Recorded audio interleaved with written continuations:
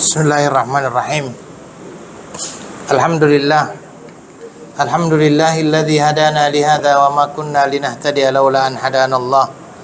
Asyhadu an la ilaha illallah wahdahu la syarika lah wa asyhadu anna Muhammadan abduhu wa rasuluh. Allahumma salli wa sallim ala nabiyyina Muhammadin wa ala alihi wa ashabihi wa man istanna bi sunnatihi ila yaumiddin, amma ba'd. Ayyuhal ikhwah wal akhwat, assalamualaikum warahmatullahi wabarakatuh. Thumma alamu anna asdaqal hadithi kitabullah wa khairal hadi hadi Muhammadin sallallahu alaihi wasallam wa syarral umuri muhdatsatuha fa inna kulla muhdatsatin bid'ah wa kulla bid'atin dhalalah wa kulla dhalalatin finnar. Ayyuhal ikhwah wal akhwat, alhamdulillah thumma alhamdulillah, segala puji bagi Allah Subhanahu wa taala yang telah memberi kepada kita kesempatan untuk kembali bertemu di malam hari yang berbahagia ini.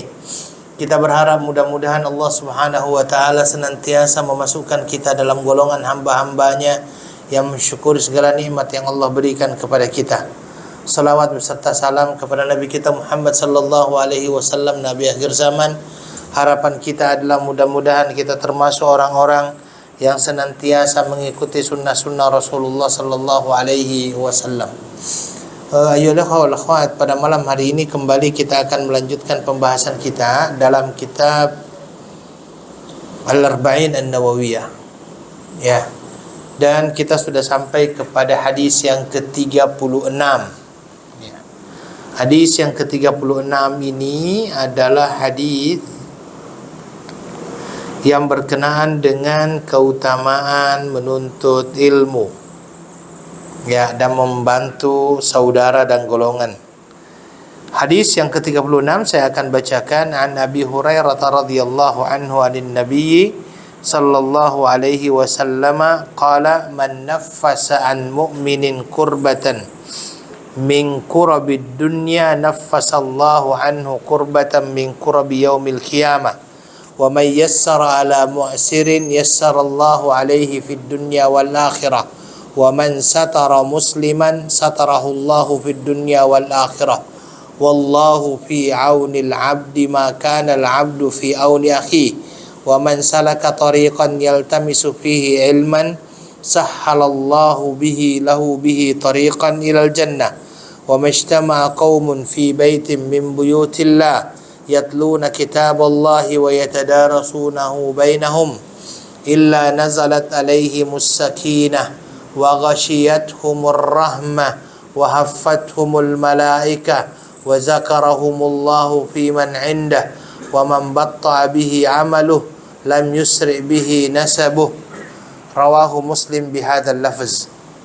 Tayyib ayyuhal wal akhwat, hadis ini adalah hadis yang diriwayatkan oleh Imam Muslim, juga diriwayatkan oleh Sunan Abi Daud, At-Tirmizi, Ibnu Majah, Imam Ahmad, Ad-Darimi, At-Tayalisi dengan Al-Mustadrak lil Hakim. Ini adalah perawi ataupun mukharrij untuk hadis ini. Kemudian hadis ini diriwayatkan dari sahabat Abi Hurairah radhiyallahu an yang bernama Abdurrahman bin Sakhar Ad-Dusi, seorang sahabat yang mulia, penjaga hadis Rasulullah sallallahu alaihi wasallam. Taib ayyuhal wal akhwat, apa yang kita bisa ambil di dalam hadis ini? Yang pertama sekali adalah kata-kata man naffasa an muslimin. Barang siapa yang menghilangkan kesusahan seseorang dari kesusahan dunia, maka Allah akan menghilangkan kesusahan dari kesusahan hari kiamat. Saya bacakan dulu maknanya. Barang siapa yang memberi kemudahan kepada orang yang kesulitan, maka Allah akan memberikan kemudahan baginya di dunia dan akhirat. Allah senantiasa menolong hamba selagi dia menolong saudaranya. Barang siapa yang menempuh perjalanan dalam rangka menuntut ilmu, maka Allah akan mudahkan baginya jalan menuju surga. Tidaklah berkumpul sekelompok di salah satu rumah Allah untuk membaca kitabullah dan saling mempelajarinya di antara mereka, melainkan akan turun kepada mereka ketenangan.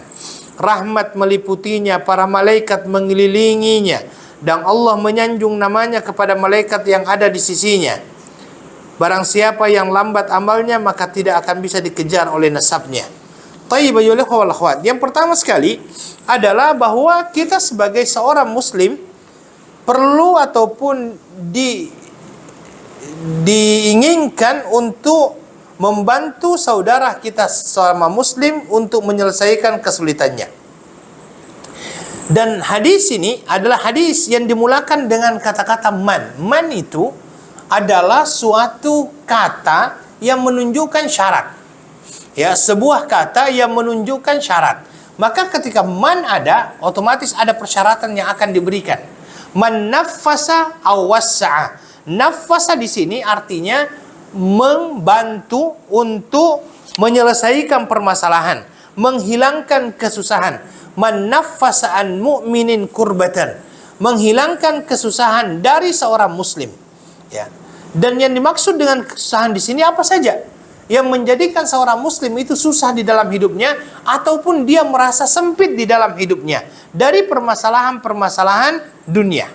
Ya, min kurabid dunya, dari permasalahan-permasalahan dunia. Kenapa khusus untuk dunia di sini? Karena permasalahan dunia biasanya yang menjadikan seseorang itu lebih banyak berpikir, lebih banyak merasa sempit, ya, ketika dia berkenaan dengan masalah dunia. Naffasallahu anhu kurbatan min kurabi yaumil qiyamah. Maka Allah pun akan memudahkan kesulitannya, akan menghilangkan kesulitannya pada hari kiamat kelak, ya. Maka di sini ayyuhal ikhwah, seorang muslim hendaknya berupaya untuk membantu muslim yang lainnya. Ya, membantu di sini bisa berbagai macam cara. Mungkin dengan hartanya, mungkin dengan ilmunya, mungkin dengan bimbingannya, mungkin dengan nasihatnya, mungkin dengan saran-sarannya yang baik, tenaganya. Ya. Dan seorang muslim di sini dituntut untuk senantiasa membantu saudaranya yang lain dalam meringankan ataupun menghilangkan kesulitan dan penderitaannya. Ya. Dan Allah Subhanahu wa ta'ala akan menjadikan kesulitannya pada hari kiamat nantinya juga dibantu oleh Allah Subhanahu wa ta'ala. Makanya di dalam hadis ini dikatakan, barang siapa yang membantu, ya, membantu saudaranya untuk menghilangkan salah satu kesulitan dari kesulitan-kesulitan dunia, maka Allah pun akan membantunya pada hari kiamat untuk keluar dari permasalahan-permasalahan akhirat. Sedangkan permasalahan dunia ini kalau dibandingkan permasalahan akhirat, tidak ada apa-apanya yang dinamakan dengan permasalahan dunia. Terlalu kecil, ya. Tetapi Allah memberikan janji kepada orang-orang yang membantu saudaranya, menghilangkan kesulitannya, membantunya untuk tidak bersedih misalnya, maka Allah pun akan memberikan janji kepadanya, Allah akan membantunya untuk menguruskan dan menghilangkan ataupun mengurangkan kesulitannya nanti pada hari kiamat. Kenapa hari kiamat? Karena hari kiamat adalah hari di mana seseorang itu dibangkitkan. Ya. Pada hari kiamat manusia nanti dibangkitkan oleh Allah Subhanahu wa ta'ala, sehingga kata-kata kiamat itu berasal dari kata-kata qama yaqumu. Kenapa dikatakan kiamat? Karena pertama, manusia dibangkitkan oleh Allah dari kuburnya, bangun dari kuburnya. Allah Subhanahu wa ta'ala menyatakan di dalam Al-Qur'an, yauma yaqumun nasu lirabbil alamin. Pada hari itu manusia akan bangkit dari kuburnya kembali kepada Allah yang maha yaitu ilah, ya, bagi semesta alam. Ya, di dalam surah Al-Mutaffifin. Yang kedua, kenapa dinamakan dengan hari kiamat? Karena hari kiamat ini adalah hari di mana saksi-saksi nanti akan berbicara, di mana saksi-saksi nanti akan memberikan persaksiannya. Ya, makanya di dalam Al-Quran Allah Subhanahu wa ta'ala mengatakan, inna lanansuru rusulana walladzina amanu fil hayatid dunya wa yawma yakumul ashhad. Ya, wa yawma yakumul ashhad. Yang ketiga, kenapa dikatakan yaumul kiamah? Karena di hari kiamat nanti akan diputuskan dengan segala sesuatunya itu penuh keadilan. Di dalam Al-Quran dikatakan, wa nadha'ul mawazina bil qista liyaumil qiyamah fala tuzlamu lahum nafsun syai'a. Maka pada hari itu tidak ada lagi orang yang akan dizalimi, karena semuanya akan diberikan keadilannya. Ya. Dan Allah Subhanahu wa ta'ala memberikan janji di sini bahwa orang-orang yang membantu saudaranya keluar dari berbagai macam permasalahan-permasalahan dunia, maka pada hari kiamat Allah pun menjanjikan mereka untuk keluar dari permasalahan-permasalahannya pada hari kiamat kelak. Dan permasalahan hari kiamat ini sangat banyak, ayyuhal ikhwah wal akhwat. Kita perlu ketahui bahwasanya yang namanya hari kiamat ini bukanlah perkara yang biasa. Di dalam Al-Quran Allah menggambarkan yang namanya hari kiamat dengan sangat dahsyat, bahkan mengerikan. Di dalam Al-Quran misalnya Allah mengatakan iza zulzilatil ardu zilzalaha wa akhrajatil ardu athqalaha wa qala al-insanu ma laha yauma idzin tuhadditsu akhbaraha bi anna rabbaka awhalaha. Ketika bumi ini digoncangkan dengan goncangan yang luar biasa. Kalau sekarang kita mendengarkan ataupun merasakan goncangan sekali saja, takutnya kita bukan main, orang keluar semuanya. Ya. Tetapi bagaimana kalau seandainya goncangan itu tidak pernah berhenti dan berterusan? Makanya di dalam Al-Quran dikatakan idza zulzilatil ardu zilzalaha wa akhrajatil ardu athqalaha. Dan dikatakan wa akhrajatil ardu athqalaha, dan pada hari itu Allah mengeluarkan apa-apa yang ada di dalam perut bumi. Para ulama di dalam hal ini mempunyai dua penafsiran. Penafsiran yang pertama, yang terkeluar itu adalah orang-orang yang telah terkubur di dalamnya.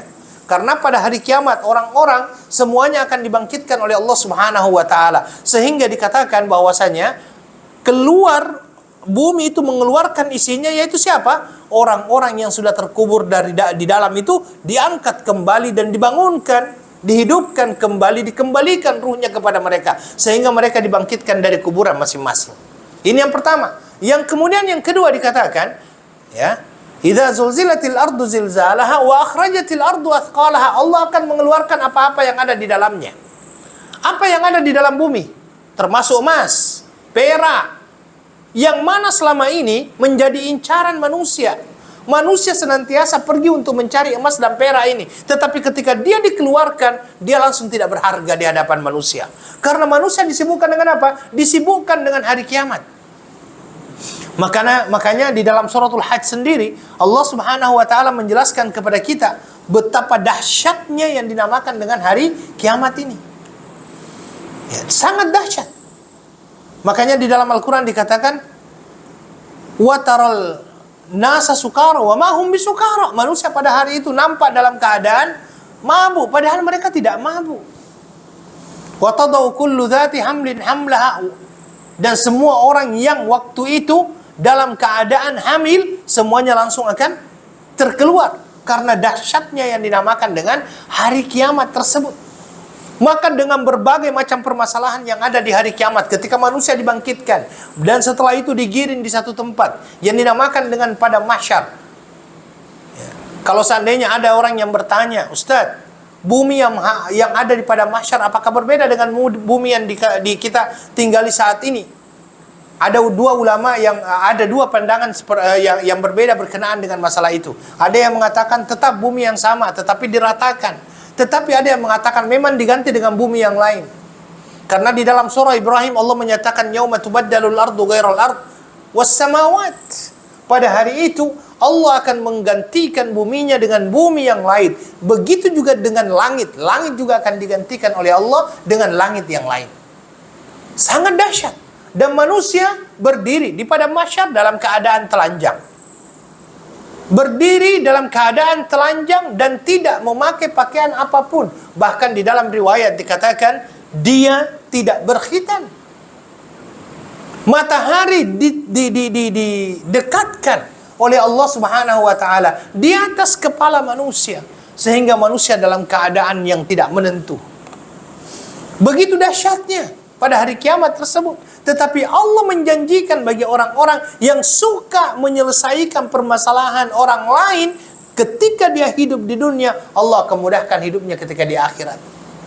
Pada waktu hari kiamat, di mana manusia menunggu keputusan daripada Allah Subhanahu wa taala. Ingat, ketika matahari didekatkan, maka orang akan merasakan panas yang luar biasa. Akan tetapi ayyuhal ikhwah wal akhwat, Allah memberikan keistimewaan kepada beberapa orang. Diberikan kepadanya perlindungan, naungan, di mana tidak ada naungan dan perlindungan kecuali perlindungan dan naungan dari Allah Subhanahu wa taala. Termasuk yang dijanjikan tadi adalah orang yang suka memudahkan urusan orang lain. Makanya ayo wal akhwat, ketika kita masih hidup di dunia ini, selama kita masih bisa membantu orang lain, bantu.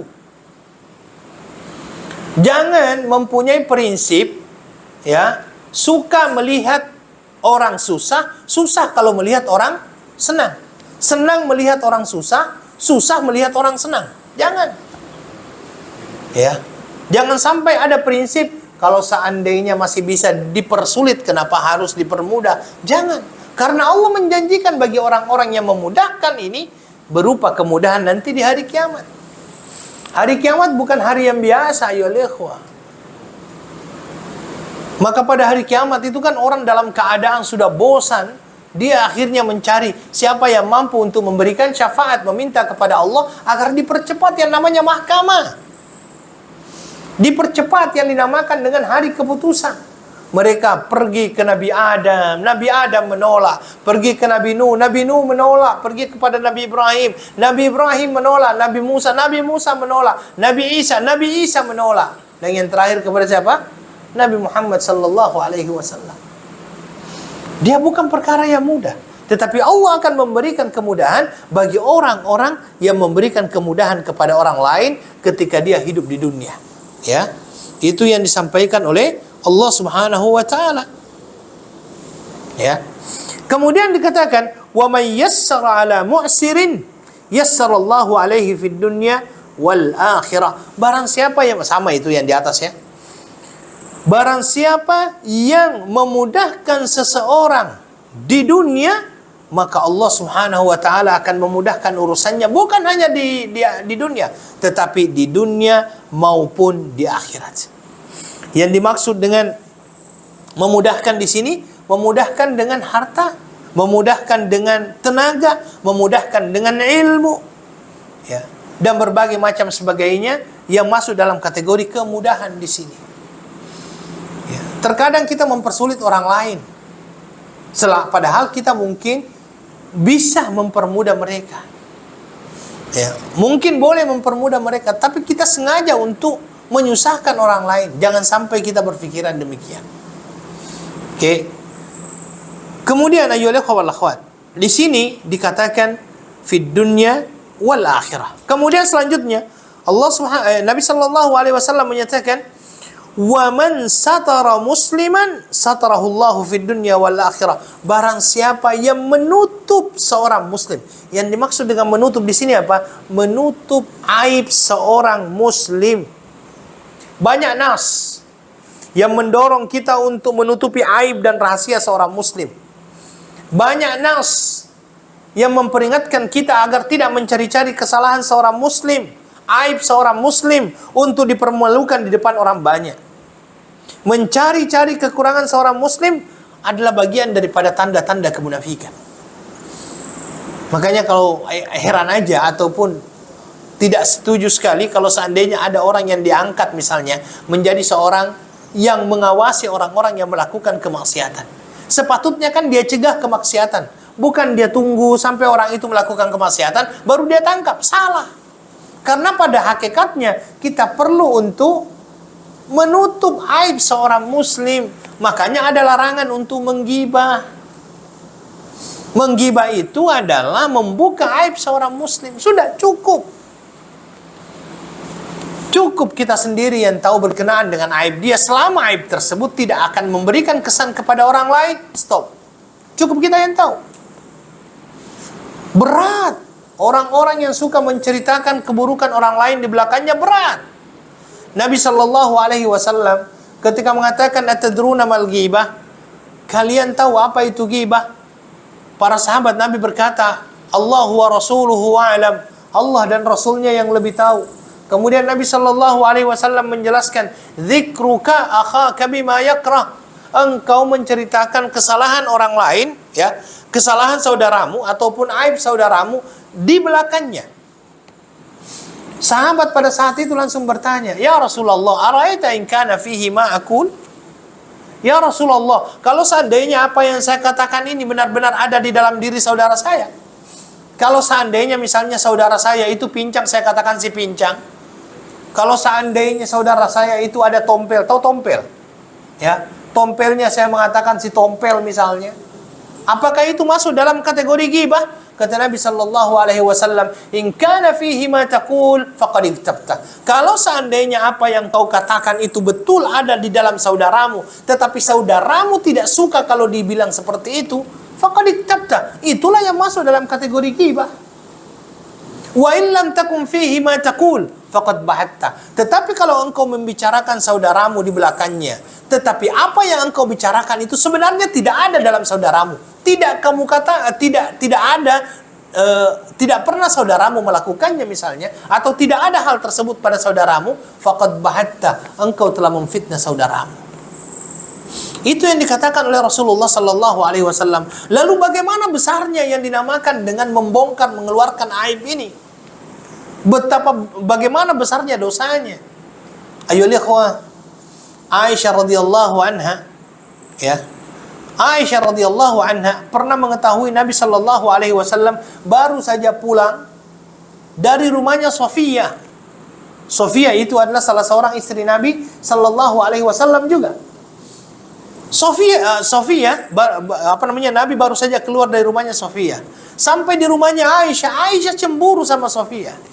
Nabi ditanya, "Kamu dari mana ya Rasulullah?" Kata Nabi, "Dari rumahnya Sofia." Apa kata Aisyah? "Hasbuka min Sofiyati kadza wa kadza." Ya Rasulullah, cukup. Sofia itu begini dan begitu.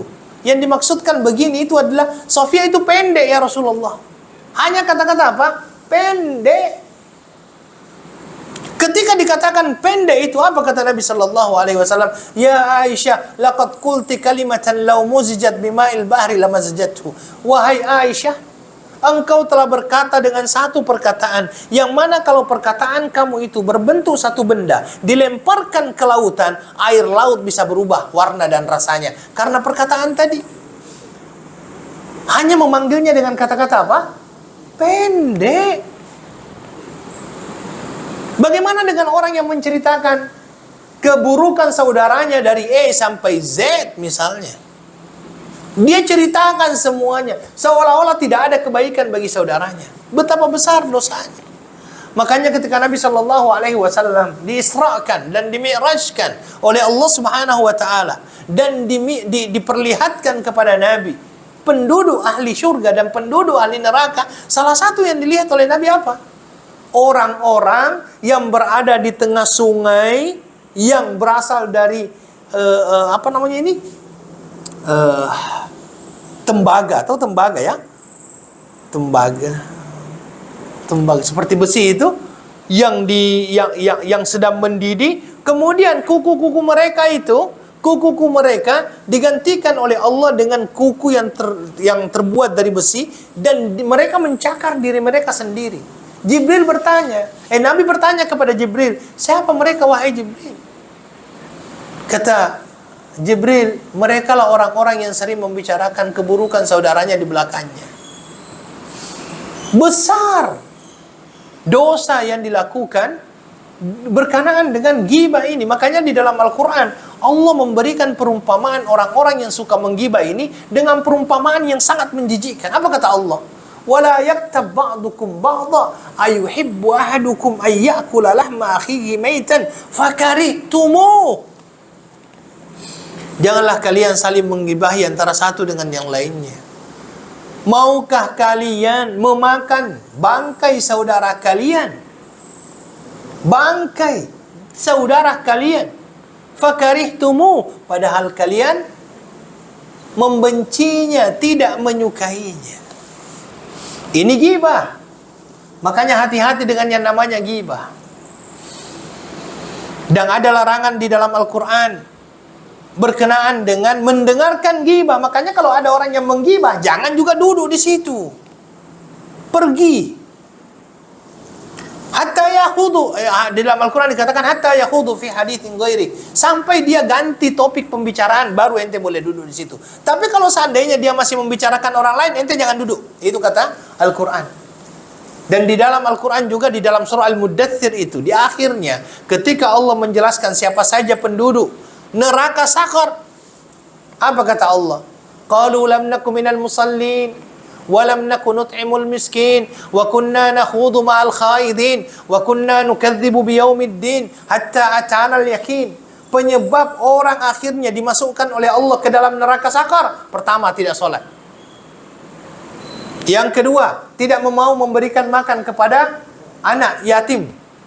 Yang ketiga, ini yang ketiga ini, wa kunna nakhudu ma'al khaidin. Kami sering kali berbicara berkenaan dengan orang lain bersama orang-orang yang membicarakannya.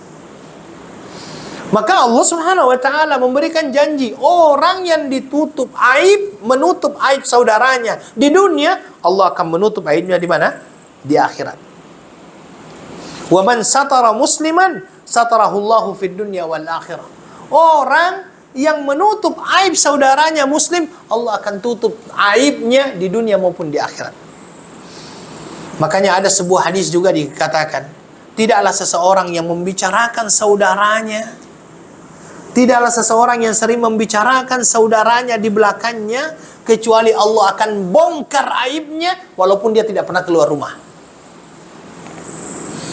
Ada orang yang tidak pernah keluar rumah, tapi dikarenakan dia sering membicarakan aib orang lain, di belakang orang tersebut Allah bongkar aibnya. Allah bongkar aibnya. Makanya di dalam ayat hadis ini dikatakan, wa man satara musliman satarahullahu fid dunya wal akhirah. Orang yang senantiasa menutup aib seorang muslim, Allah akan tutup aibnya. Memang ada ghibah yang diperbolehkan. Ada ghibah yang diperbolehkan. Yang pertama, Al-Imam An-Nawawi menjelaskan ada beberapa ghibah yang diperbolehkan. Di antaranya adalah apa? Kalau seandainya memberikan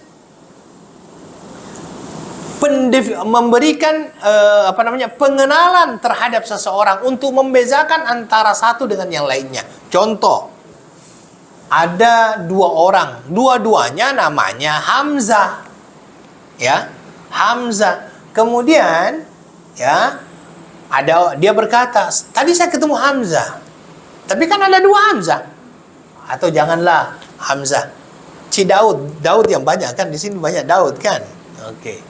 Daud misalnya. Oh, saya tadi ketemu dengan Cik Daud. Cik Daud mana ini? Kita tambahkanlah Cik Daud Sate. Untuk memberikan apa? Perbezaan. Menurut Imam An-Nawawi yang seperti itu tidak mengapa. Daud apa lagi yang ada? Daud putih misalnya. Boleh, silakan. Tetapi yang penting orang yang disampaikan itu dia tidak komplain. Ya, tidak komplain, boleh, silakan. Ya. Itu untuk membezakan antara dua orang yang mungkin mempunyai kemiripan yang sama. Satu.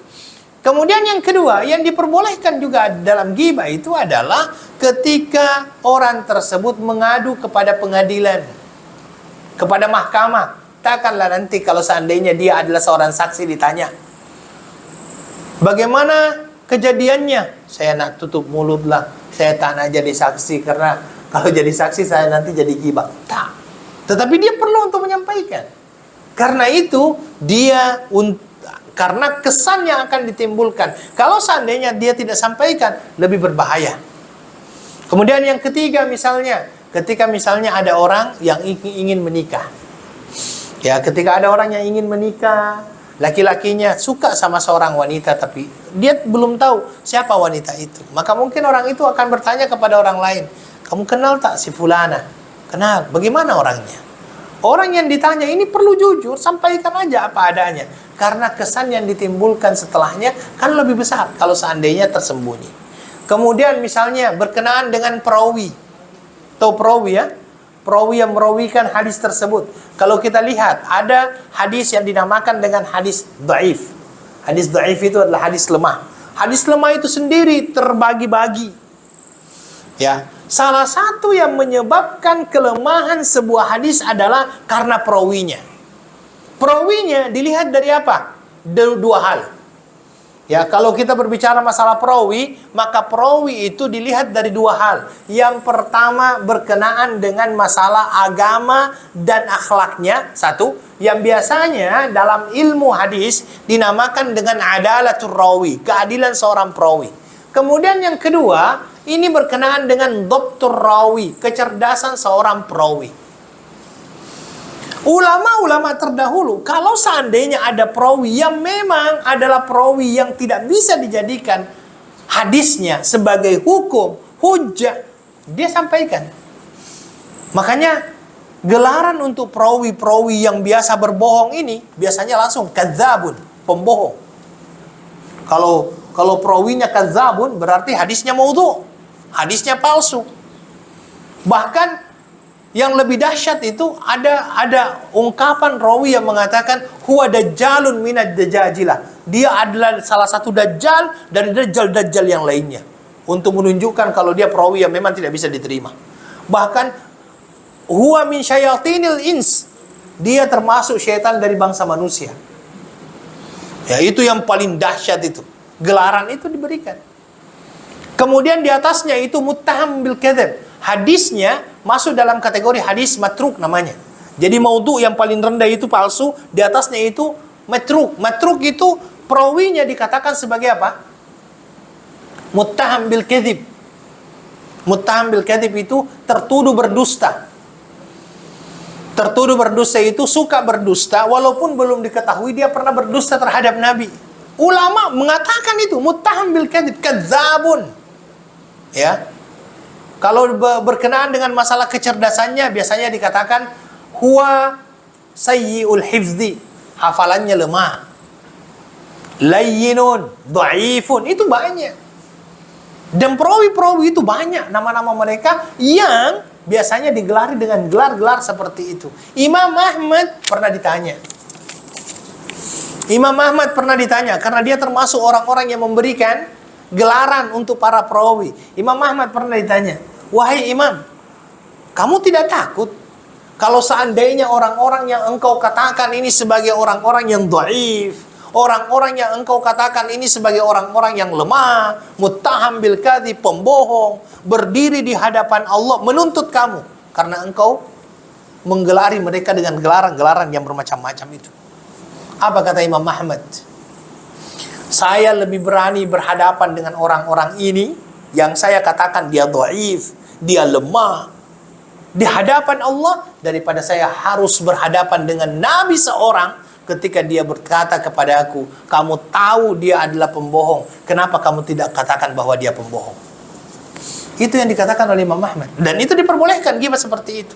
Tetapi selain daripada yang saya sampaikan tadi itu tidak boleh. Dan kalau bisa kita tutup aib seorang saudara kita. Makanya di dalam Al-Quran juga dikatakan wala talmizu anfusakum wala tanabazu bil alqab. Kalian itu jangan memanggil dengan panggilan-panggilan atau gelaran-gelaran yang saudara kalian tidak suka. Kecil nanti, yang kecil dipanggilnya cebol misalnya kan, mohon maaf ini kan. Ya. Jangan. Karena ini hal di hadapan Allah pertanggungjawabannya sangat besar dan sangat berat. Ya, sangat berat di hadapan Allah Subhanahu wa taala. Ya.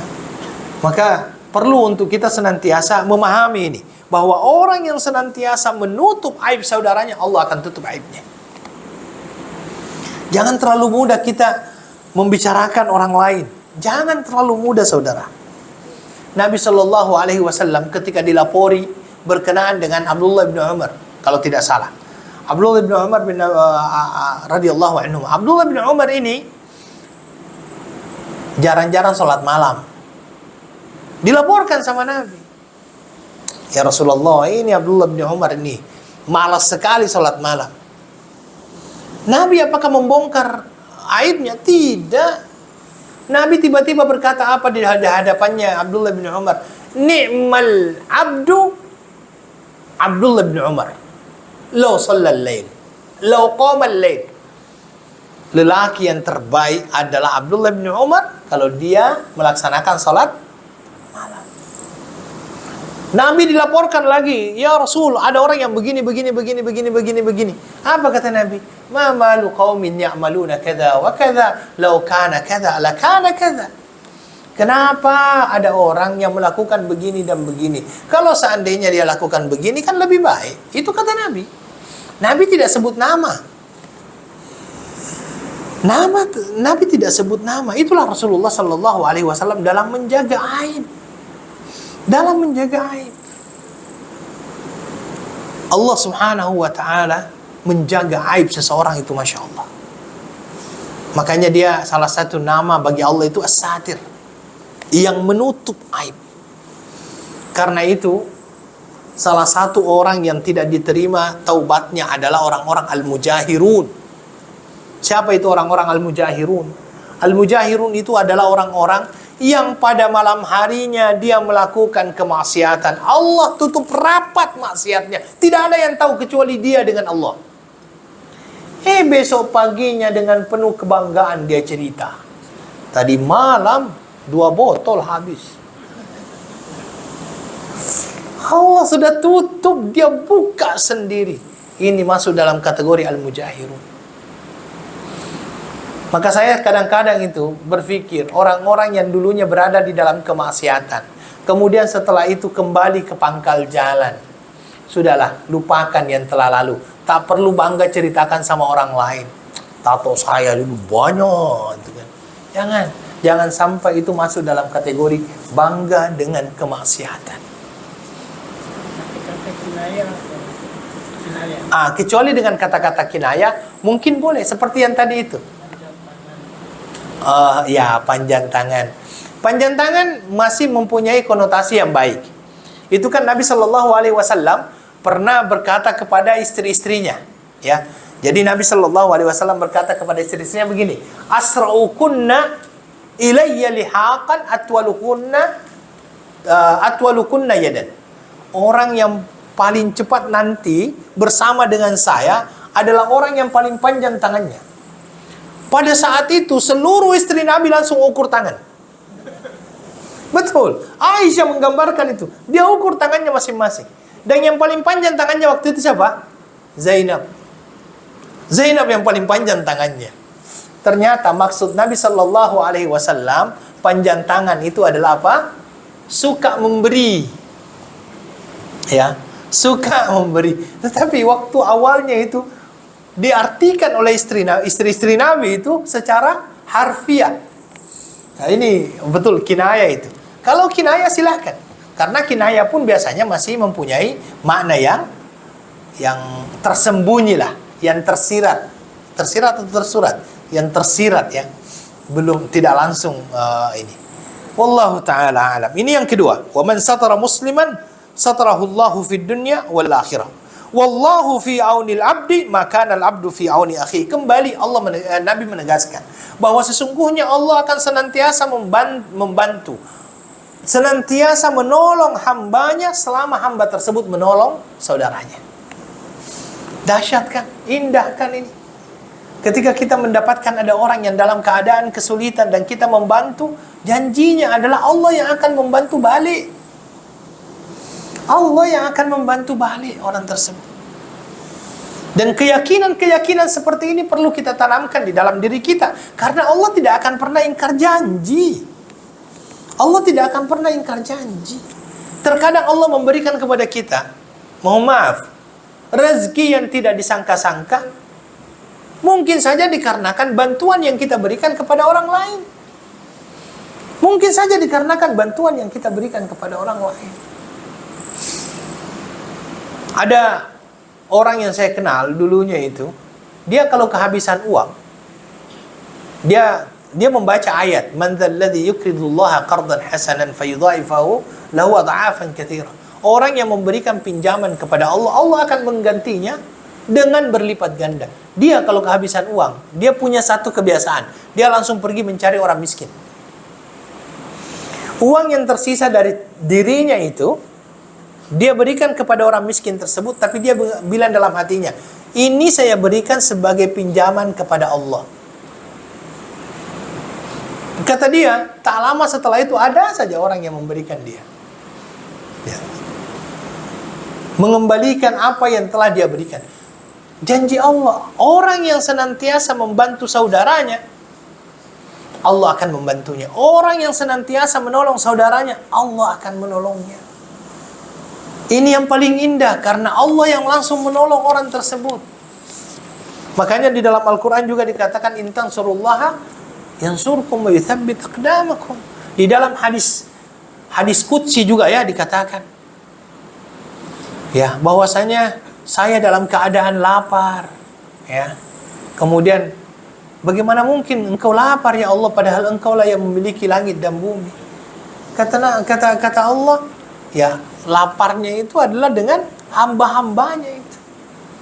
Makanya jangan berat tangan dalam memberikan bantuan kepada saudara-saudara kita yang memang memerlukan bantuan kita. Insya Allah orang-orang seperti itu akan diberikan kesenangan hidup oleh Allah Subhanahu wa ta'ala. Jangan pernah ragu itu. Oke, selanjutnya, wa man salaka tariqan yaltamisu fihi ilman sahhalallahu lahu bihi tariqan ilal jannah. Dan barang siapa yang menempuh satu jalan dalam rangka menuntut ilmu, maka Allah akan mudahkan baginya jalan menuju surga. Kalau senangnya saya katakan, menuntut ilmu adalah salah satu cara untuk mendapatkan surga Allah Subhanahu wa ta'ala. Karena Nabi sallallahu alaihi wasallam menjelaskan itu. Dan di dalam hadis lain, Nabi sallallahu alaihi wasallam menyatakan, "Man kharaja fi talabil ilmi fahuwa fi sabilillahi hatta yarji'a." Orang-orang yang keluar di dalam menuntut ilmu, maka sesungguhnya dia sama dengan orang-orang yang berjuang di jalan Allah.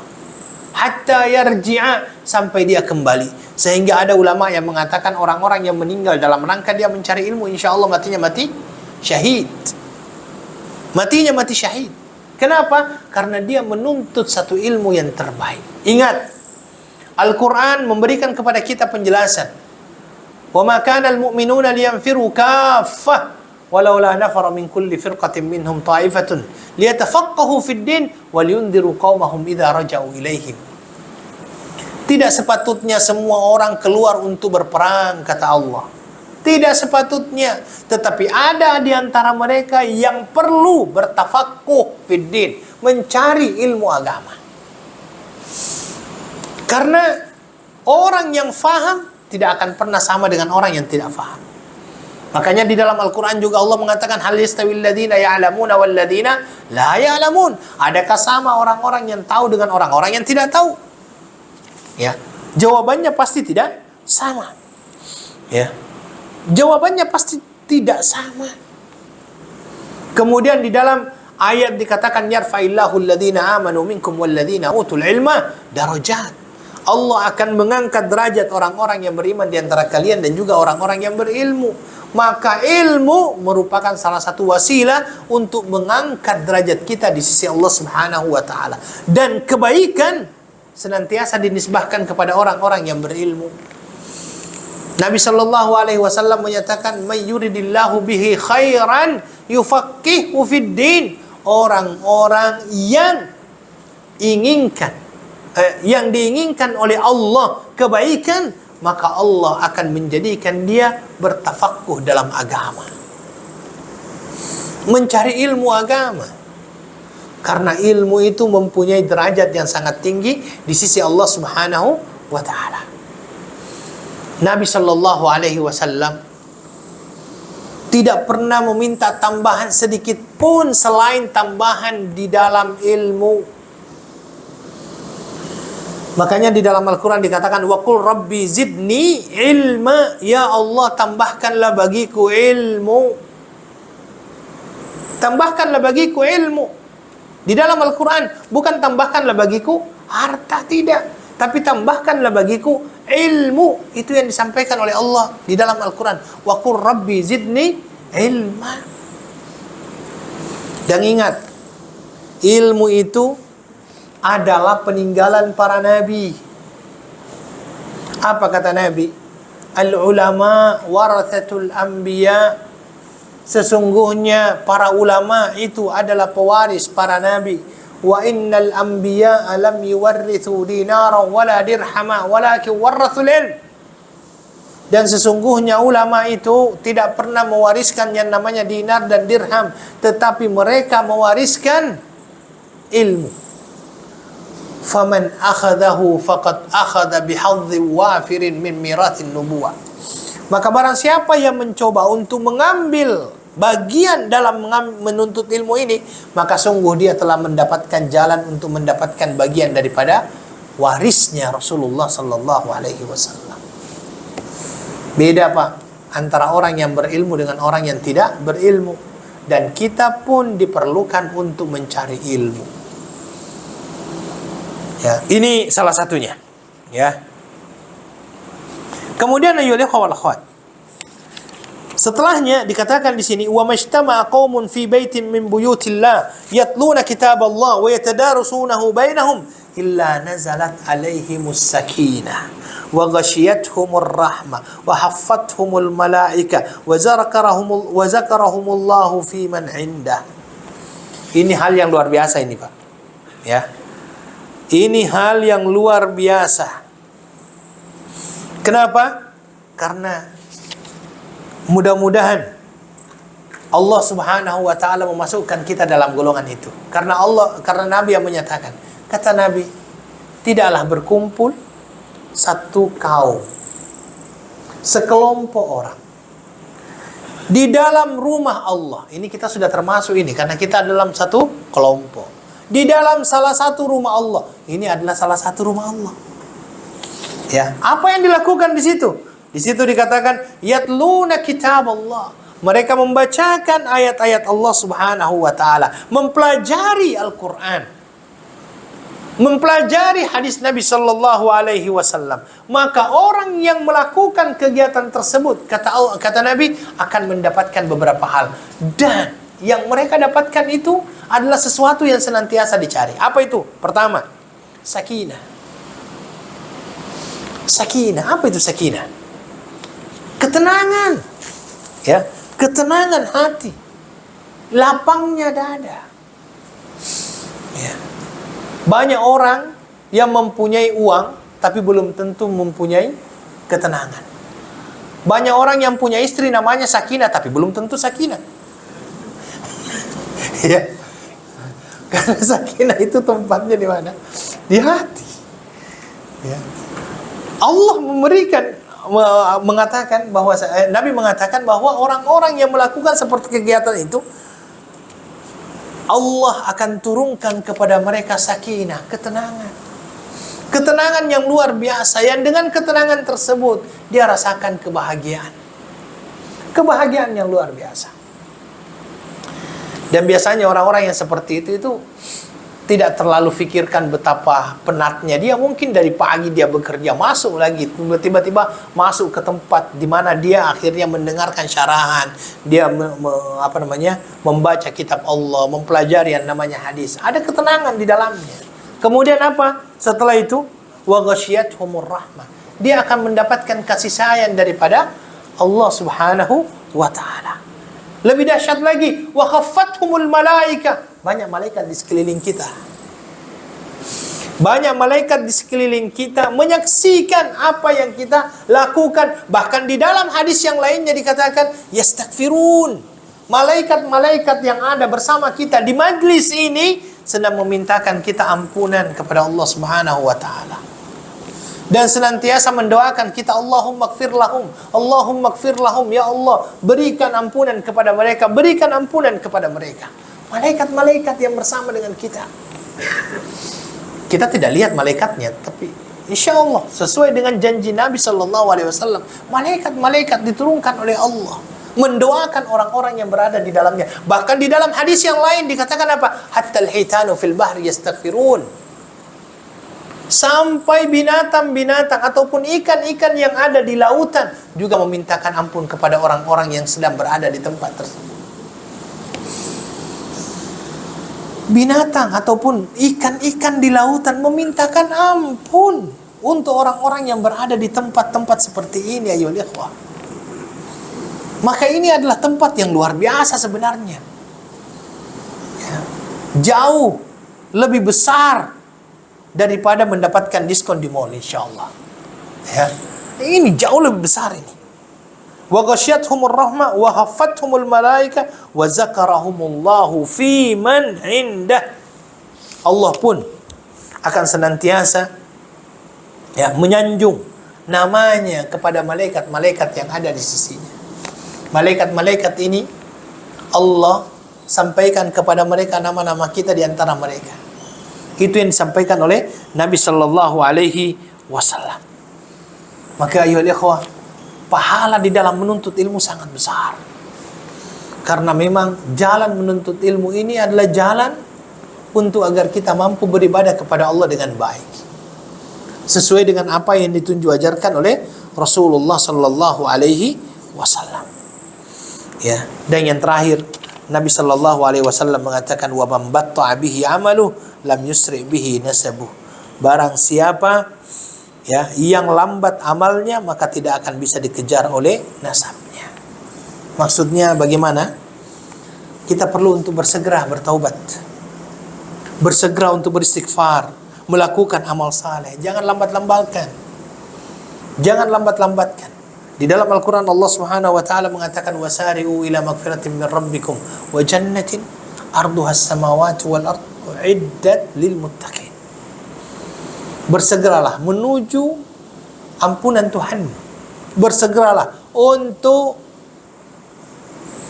mendapatkan syurga yang luasnya seluas langit dan bumi yang disiapkan bagi orang-orang yang bertakwa.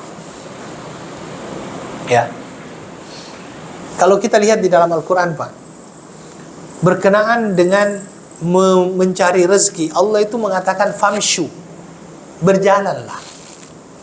Di dalam Al-Quran juga di dalam berkenaan dengan masalah mencari rezeki, fa idza qudiyatis shalah fantashiru.